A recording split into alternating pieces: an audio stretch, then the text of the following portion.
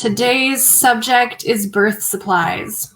A question that gets asked a lot in pretty much every Facebook group I'm in that's related to birth is, what do I need for my birth? Like, I see people sharing screenshots of lists that they found online or lists that their midwife gave them and just wondering, am I missing anything? Like, hey guys, what else would you add to this? It's something we definitely think about a lot. And I want to preface this conversation by saying that what is amazingly cool is that the way that we are biologically designed is that towards the end of our pregnancy, our brains become literally pretty much unable to focus on anything other than that which is related to our baby, including preparing our nest to welcome our baby safely. So if you are in that place at the end of your pregnancy where you are obsessively thinking about how to prepare best and what you need for your list and making sure that you have all the things, you are so normal. Your brain is doing exactly what it's hardwired to do. And so that is completely understandable. So today I want to talk about just a couple broader thoughts about coming up with our birth supply lists and preparing for our births in that way. And then I also want to make sure that we cover what it looks like to prepare if you're having a midwife and what it looks like to prepare if you're not having a midwife, because those are two somewhat different processes with different lists for sure. And I'm also going to talk today and cover about where to source your birth supplies from, a few ideas for piecing that together.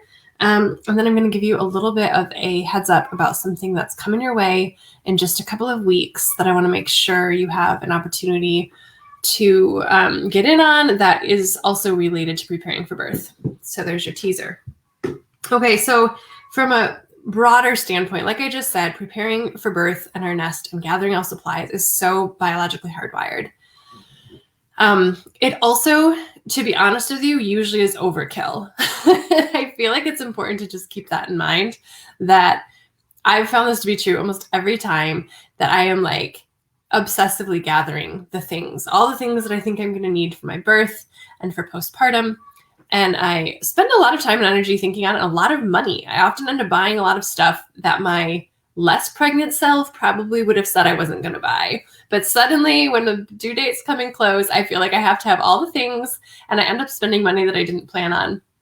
And I think that this is both it's almost inevitable. I don't think it's something to be ashamed of or embarrassed about or even necessarily try to rein in unless you're really racking up debt or something. But I think it's inevitable because it is, again, part of our biological hardwiring to prepare a nest for our babies. And that's wonderful. Hi, I can't see your name, Facebook user, but hello. So it's okay to do this. And I think it's the external version of preparing our internal selves to give birth and to welcome our babies.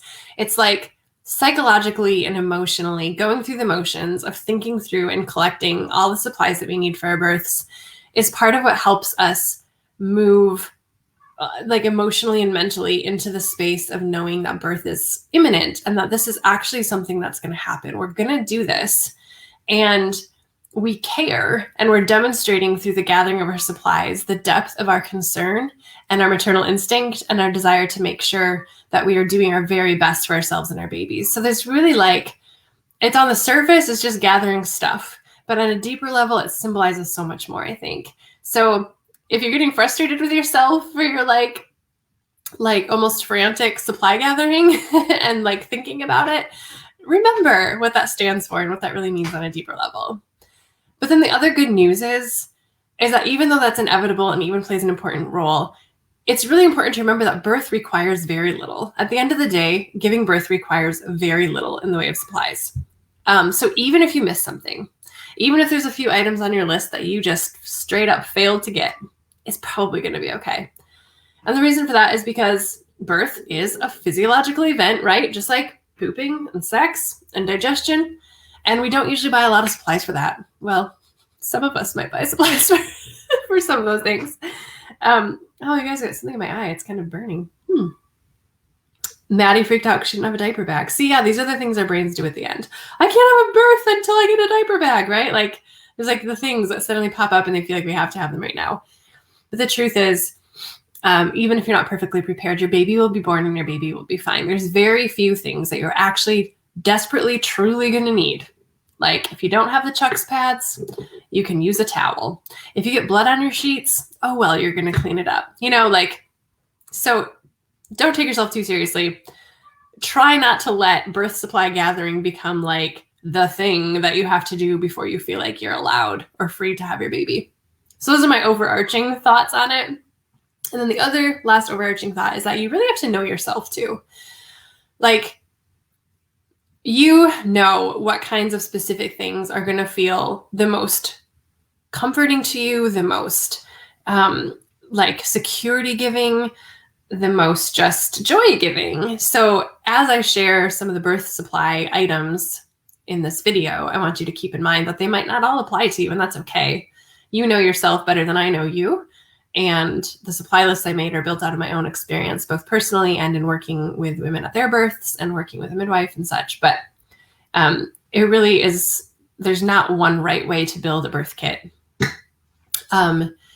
So, when we're having a home birth, we feel like since we're not going to a hospital where all the stuff is on hand, then there's like this sense of responsibility to gather it all. But there's not one right way to do that. There just really isn't. So take what I'm giving you today and just feel completely free to customize it. All right, so pretend you're having a home birth with a midwife, which most people in this group probably are. The chances are very, very high that your midwife probably has already given you a home birth supply list and or a link to buy a ready-made birth kit from a home birth supply store online.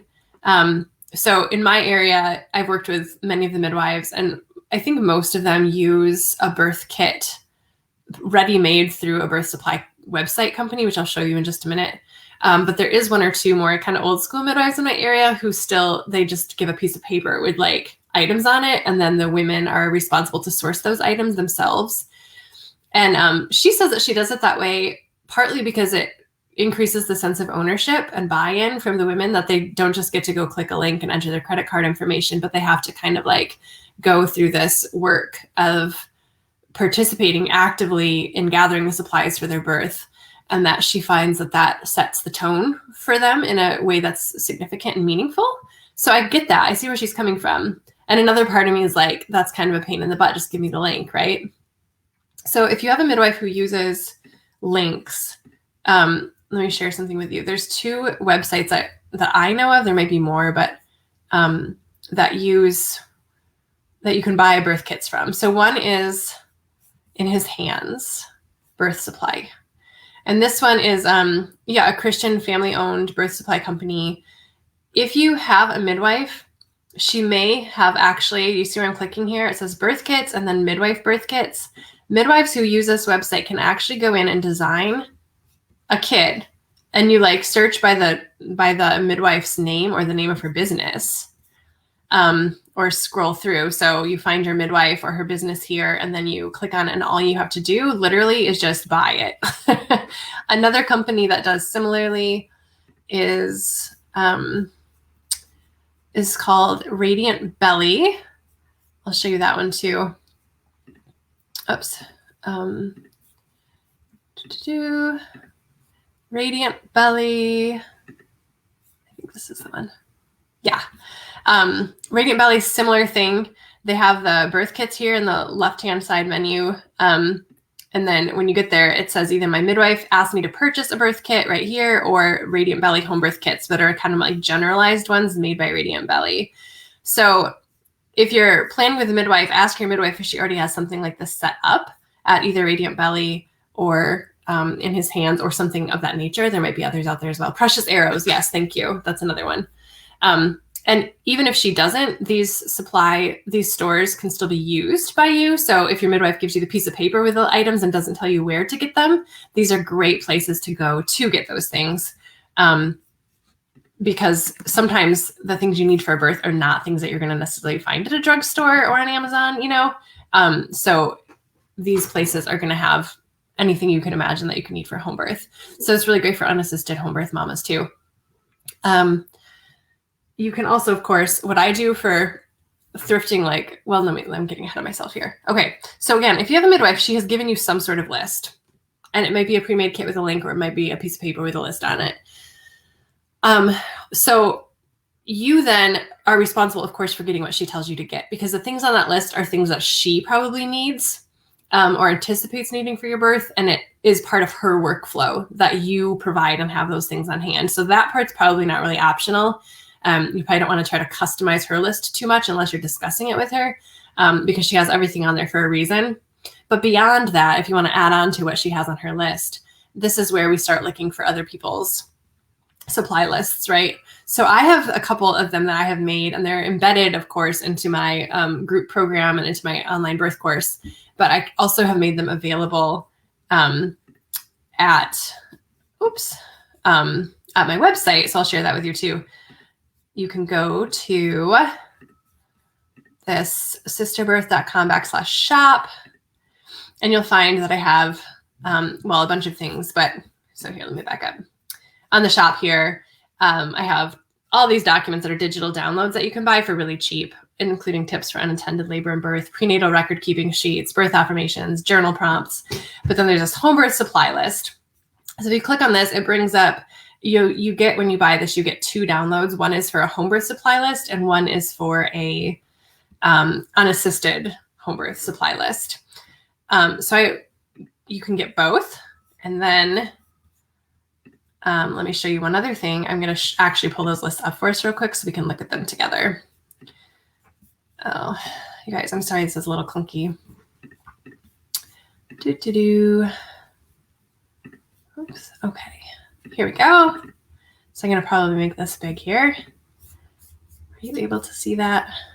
I'm going to make you even bigger. This is my home birth supply list. So we'll just run through this real quick, okay? We have, this is for just with a midwife. So again, you're working with her list, and then this is other things you might need to add or not, depending on what she's already told you to get. So what I break my list into is I have the practical supplies section, meaning like the practical / clinical things. They're not particularly fun or cute. They're just necessities on a really basic level. And then things that are more for like your comfort, or like helping you in labor, or making your birth environment nicer. And so I've made it 2 columns also, where we have the for the birth and then for right after the birth. And it's, again, even for the post-birth stuff, it's divided into the practical, clinical stuff, and then the for your comfort stuff. And then there's a little section at the bottom of stuff you might need for your baby. So again, you can download this later. It's $2 for the 2 lists. But we're thinking it's things like chucks, pads, and towels, and washcloths, and old sheets, and plastic to protect your bed, big trash bags to put the bloody linens in, and or to put your trash in, the bloody chucks pads, a bowl for catching your placenta. Some people like a handheld mirror, a space heater to keep the room warm if you don't already have a very easily warmed up room, because babies need to be born into warm environments. Things like a water bottle with a lid and a straw. The straw is key. Plenty of water, and also caloric beverages, whether that's Labor Aid that you can make yourself, which has like magnesium and calcium in it, in addition to lemon juice and salt in water, and honey juice or tea with honey. Diffuser and essential oils are things I love. Fitness ball, affirmation cards. This is where it starts to get like, know yourself. You might not want all of this stuff or need all of this stuff, and that's 100% okay. A fitness ball for like trying different positions in labor, birth affirmation cards, candles, or other soothing light, snacks. That's pretty necessary. Groaning cake is one that I love to share. Google that if you've not heard of it. Groaning cake is a really cool thing. Honey sticks. These are so high calorie, but like slow burning snacks that don't sit heavy in your stomach, but give you energy boosts as needed. A camera or a birth photographer, rice and lavender bags that you can heat up for heat therapy, a labor dress or other loose fitting clothing that still leaves your bottom uncovered so your baby can come out, because babies can't come through underpants. Music you love, none of this is brain science, y'all. It's just like, it's just stuff it's good to have around, but again, not necessarily necessary. And then right after the birth, you need practical supplies like that large bowl to catch the placenta, fresh sheets, peri bottles so that you don't have to wipe, but you can rinse off, more chucks pads because you'll probably still be leaking blood. And I usually sit on chucks pads for a couple days still after giving birth. a bulb syringe or nose Frida, which you may or may not use right now, but it will come in handy if your baby gets a snotty nose in the future. Hydrogen peroxide, that's a good one. It cleans up blood like so quick and easy. A blank book or a baby journal if you want to do footprints in it. And then for your comfort, like a thick, heavy blanket and soft loungewear that feels really comfortable and soothing for you and is also still easy for a baby to nurse in. Depends or other disposable mesh panties. Let me actually take a detour to talk about that for a minute, because this is another one that comes up a lot. What do you put on your butt after you have a baby? Like most birth kits will come with disposable underpants, and you can just put really thick, heavy cotton pads in them. I like to buy like the organic cotton pads. I am not a fan of padsicles, not gonna lie. I don't really like the way they feel. I usually like make them and then don't end up using them. Cold doesn't feel like what I'm looking for usually. And in fact, there's some people would say that the coldness is actually a deterrent from healing and that you actually need the warmth to bring like the blood and the healing to that area. So anyway, but big pads and disposable underpants, or you can buy Depends. Or after my fourth baby, I discovered period panties because they were a newer invention at that time. Like Thinx was the original brand that I knew about. Do you guys know Thinx? THINX, and they're period panties, but I bought them in a size that I knew that would fit me freshly postpartum. And after the first 3 days of heavier bleeding, when I was using the pads and disposable panties, I switched over to Thinx. And that ended up being such a great investment because I could just bleed into them and then wash them. And then I put them away until my period came back, months later. And then I used them during my periods. So I've been really happy with that investment. And now there's more brands out there that are not even quite as expensive as Thinx. So that's a little hack that I highly recommend. Somebody is saying magnesium cream and favorite lotions on your list for massage. Yeah, that's a great idea. And magnesium is a good one too. I do carry magnesium spray in my birth bag when I go to births because magnesium obviously relaxes muscles. So I find that with a little bit of like essential oils and a carrier blend used as like a lower back massage or even a leg massage can be really, really nice. I should add that to these lists, magnesium. Let me go back to my list here. We have, where was I? Overnight pads or cold packs. Yep. Sitz Bath Herbs. That's another great one. You can buy these herbal blends on Etsy or on one of those birth supply shops I showed you. You brew them up really dark, and then you can put them in a shallow bathtub and just kind of sit in there and let the herbs soak into your tender perineum and encourage healing. Or you can get like a little Sitz Bath like tray that puts in your toilet seat, and you fill it with the herbal infused water and like just let it just touch your bottom if you don't want to get in a full bath. A nipple cream, orange juice, or some other thing that will boost your blood sugar right away after you give birth. Smoothie ingredients and supplies if you are planning to ingest your placenta and make a smoothie out of it. Is this something I'm saying that's crazy? Maybe it is. Yeah, I like to, with every birth, I have ingested my placenta in a smoothie form, raw, for the first week. So like a quarter size or $50 size piece of placenta and membranes in a blender with frozen berries, orange juice, and a banana. So simple. You can also have Greek yogurt or greens if you want to. So having those things on hand if you're planning to do that is a really good idea. Ice chips and a bag of ice. Oh yeah, some people are ice freaks.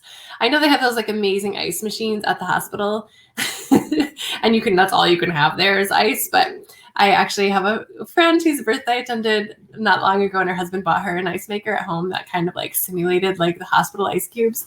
And she was just like loving those both in pregnancy and during her labor. It's a good idea. And then foods, you want to eat in the first 12 hours after birth, and an after ease tincture. Highly recommend that. That's for offsetting the postpartum pain the afterbirth pains that you might feel, especially when you're nursing your baby and your uterus is contracting down to try to shrink back down to size. That can be really painful, like just as painful as contractions for some women. And After Ease is a herbal tincture blend that you can take. I usually take a dropper full or two under my tongue before I latch the baby on, and that helps reduce the pain from that. And then I've also included things for baby here. Rescue Remedy, some people like to give, it's a Bach flower essence blend that helps reduce like acute stress. So if the baby's transition was stressful, Rescue Remedy can be helpful.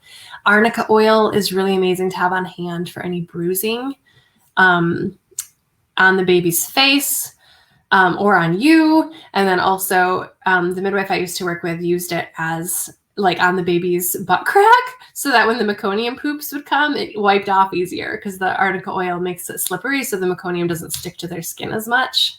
I really liked that hack, and I still do that. Blankets and newborn diapers and newborn size sleeping things. Like, babies don't need much, they need you. Okay, so that's for assisted. That's like a starting place for you. And then my unassisted list is really similar. A lot of it's the same, but here's what the difference is, of course. The difference, of course, is that when you have an unassisted birth, you don't have a midwife bringing anything. So anything that you're going to have on hand, it falls back on you. Nobody's doing that for you. Now, of course, usually if you're having an unassisted birth, one of the reasons you're having an unassisted birth might be because you want a less clinical experience. So you're not necessarily looking for a blood pressure cuff and a stethoscope and left fetoscope, right? You're kind of taking a different philosophy and approach. So you might not necessarily even want some of those more clinical items your midwife brings, like a bag and mask for neonatal resuscitation. But if you do want those things, then it's on you to do that. So those would need to be included on your list. And along with including them on your list would be that you need to know how to use them. So for instance, here's one example, like your midwife usually will either bring her own umbilical cord clips and clamps and scissors, or have them in your birth kit list that she supplies for you. But when you have an unassisted birth, she's not bringing that. So you have to decide which method of cord severance you want to use, and then which instruments you need to do that. And then you need to source and purchase those and have them on hand. We did cord burning for unassisted birth, which was lovely because you don't require like the clamps and the scissors. You just can burn it, and it cauterizes it and seals it off so no blood is lost. And then I just bought like a plastic cord clamp from In His Hands to use also, but I wasn't sure if I even would use it, and I didn't necessarily have to. I did end up using it. But if you want scissors, you need to have like scissors sterilized. Another example of a thing you might need in an unassisted birth that you don't need if you have a midwife would be herbs for postpartum hemorrhage, or some way that you're going to deal with bleeding too much were that to happen, right? So the emergency preparedness stuff, or if your baby needs help breathing, you need to know how to deal with that, like what you would do, how you would approach that situation. And then if part of your plan of dealing with it includes using a bag and mask to help the baby with inflation breaths, then you'd need to source the bag and mask. Now I just use my mouth for that, which is also okay. Again, you just have to learn how to do it. So you just have to think about what things your midwife would be doing that nobody's doing because you don't have a midwife. And then how do you want to approach that? And those things need to go on your list. So we can look more at this list too. It's a lot of the same stuff, right? Chucks and towels and washcloths and old sheets and a plastic covering for the bed and trash bags still. And then some of this stuff is where we diverge into herbal tinctures in case of heavy bleeding, sterilized scissors or other method for severing cord. But most of it is pretty much the same, except for those exceptions that I was mentioning. Yeah, I think it's mostly the same.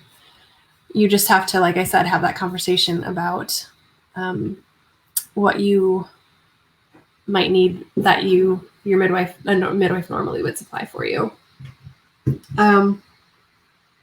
Okay, was that all I wanted to say? I think it might have been. I think I'm forgetting something.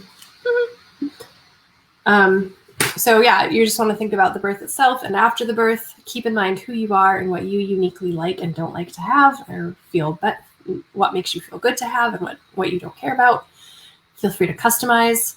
Work from your midwife's list. Remember that at the end of the day, birth requires very, very, very little in the way of supplies. Very little. And The thing that I was talking about that's coming up in a couple weeks is that instead of doing my usual Friday live in 2 weeks, I'm going to do a longer workshop, probably about 2 hours. And this is going to be something you have to register for. It's going to be at 1 o'clock Eastern on July 23. And we're going to dive in together on a private Zoom call, I think, instead of on Facebook Live for this registered event that will have a small registration fee. We're going to dive deep into the question of postpartum hemorrhage. So like I just alluded to on that supply list, herbs or some way of dealing with postpartum hemorrhage, we're going to get into that. We're not only going to talk about what you need to do when you do postpartum hemorrhage, but also some ways to prevent it or minimize the chances of it happening in the first place. So we're going to talk about the prevention of it really holistically, and then the management of it as if you were having an unassisted birth. Now, a lot of you are using midwives, and yet I find that even women who have midwives still like to have their head wrapped around what they would do if they bled too much. And I think that's appropriate. I think, honestly, I encourage most people I know who are having home births, even with a midwife, to still do their homework and be prepared for unassisted birth, because you never know. Like, it is possible that your midwife won't get there in time for some reason, whether it's a precipitous birth or like she's at a different birth or weather gets in the way. I mean, they always do their very, very best to get to you. Midwives are amazing at dropping everything and rushing to you, but there's always the chance, or you're in your car, like, it's just a good idea to have your head wrapped around this stuff. And I think it also helps you mentally relax when you feel like you already have a sense of what's involved in an emergency and what you can do, what's within your control to affect, can really help you mentally relax and reduce fear. So if postpartum hemorrhage is one of those things that's been kind of scary for you and on your radar or on your husband's, and you just feel like it might be great to know what you would do and how to minimize the chance of it happening, first of all, then this workshop would be a really great one for you. So stay tuned. I'm going to try to get up the registration link for that very soon. And I'd love to have you there. It'll be kind of like a study group. And we'll talk through all the different scenarios.